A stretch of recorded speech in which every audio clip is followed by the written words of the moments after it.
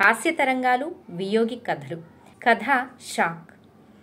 Office నుండి శంకరం మొహం వేలాడేసుకుని వచ్చాడు. మామూలుగా అయితే హుషారుగా ఉండి ఉమపైన రకరకాల జోకులు వేసి ఆమెకి డోకు తెప్పించేంత పని చేస్తాడు. ఉమ తెలివిగలది కాబట్టి వెంటనే భర్తలోని తేడాను పసిగట్టేసింది. వేడి కాఫీ అందించి అతని మొహంలోకి చూసింది. మన సుంఠ ఎక్కడున్నాడు అని విసుగ్గా అడిగాడు కొడుకు గురించి. ఏవో నాటకాలున్నాయని చూస్తానని వెళ్ళాడు అని చెప్పింది. సర్రును కోపం వచ్చింది శంకర్కు. మూడో కన్ను తెరిచాడు. రాణి వెధవని కాళ్ళెరగొడతాను. చదువుకునే వయసులో వీడికి నాటకాలు కావలసి వచ్చాయా? రాత్రింబగళ్ళు చదివినా తరగని సిలబస్ పెట్టుకొని ఇలా లైఫ్ ఎంజాయ్ చేద్దామని వీడికి ఎలా అనిపిస్తుంది అన్నాడు. ఇప్పుడు కాకపోతే వాళ్ళు లైఫ్ ఎప్పుడు ఎంజాయ్ చేస్తారు? పెళ్ళి అయినా ఉద్యోగస్తుడైనా బంధనాలే కదా అంది ఉమ. అసలు నీ అలసు చూసుకునే కదా వాడు చెడిపోయాడు.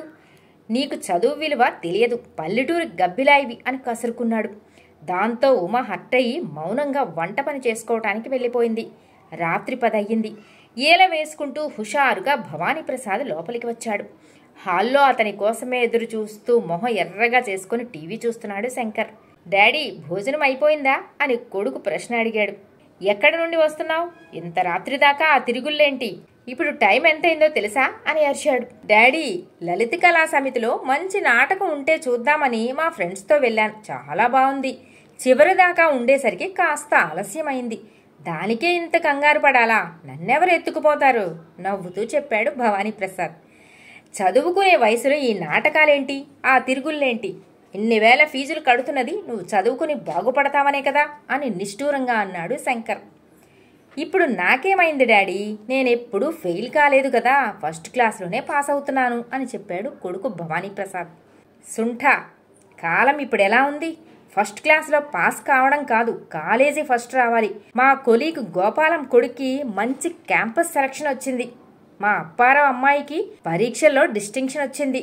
ఇంకా మా మేడం కొడుకు లండన్లో సీటు కూడా తెచ్చుకున్నాడు అంటూ ఇంకా కొన్ని ఉదాహరణలు చెప్పాడు. డాడీ, ఈ పోలికలు నాకు చెప్పకండి.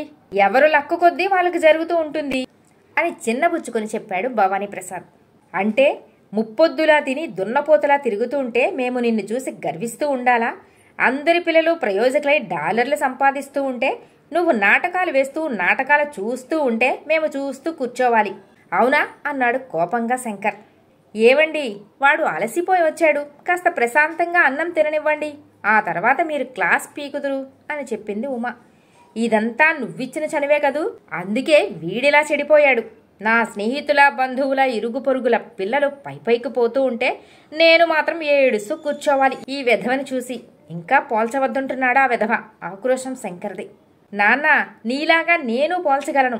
మా ఫ్రెండ్ రఘు ఫాదర్ పెద్ద గెజిటెడ్ ఆఫీసర్, నువ్వు గుమస్తాగానే ఉన్నావు.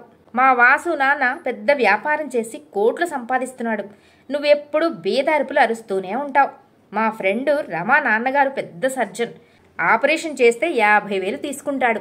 మన ఎదురింటి శ్రీధర్ గారు పెద్ద రాజకీయ నాయకుడు, ఎప్పుడూ వార్తల్లో ఉంటాడు. పక్కింటి పుల్లారావు పెద్ద లెక్చరర్, 2 చేతులా సంపాదిస్తున్నాడు. వాళ్ళందరితో మిమ్మల్ని పోల్చి మిమ్మల్ని నేనెప్పుడూ కించపరచలేదు కదా. భవానీప్రసాద్ కన్నీళ్లు పెట్టుకుని చెబుతున్నాడు.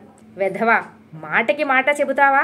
వేలుడెంత లేవు, తాట ఒలుస్తా జాగ్రత్త విజృంభించాడు శంకర్. ఆగండి మీరు, పిల్లోడి మీదికి అలా ఒంటికాలుతో పోవద్దు. ఎదురింటి ఆయన ప్రతి నెలా వాళ్ళ ఆవిడకు పట్టుచీర కొనిస్తాడు, మీరు కనీసం 10 సంవత్సరాలకు ఒకటన్నా కొన్నారా? పక్కింటి ఆయన వాళ్ళ ఆవిడను కారులో షికారుకు తీసుకుపోతుంటాడు. నా జీవితంలో నాకు ఆ కోరిక తీరుతుందా?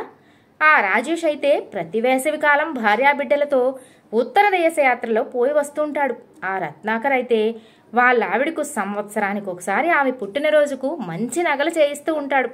మరి వాళ్ళందరితో పోల్చి నేనెప్పుడన్నా మిమ్మల్ని అడిగానా? ఉమ కొంచెం రోషంగానే అడిగింది. అనుకోని ఈ ఎదురుదాడికి శంకర్ నిశ్చేష్టుడయ్యాడు. అందుకే డాడీ, ఎప్పుడు కంపారిజన్ చెయ్యొద్దు అనేది. ఎవరికి టైం బాగుంటే వాళ్ళకి అన్నీ జరుగుతాయి. ఎదుటి వాళ్ళని చూసి మన పిల్లలు కూడా అలా కావాలనుకోవడం మూర్ఖత్వం. మేం చిన్నపిల్లలం కాదు. మా గోల్స్, మా టార్గెట్లు మాకుంటాయి. నిదానంగా మా లక్ష్యాలు నెరవేరుతాయి.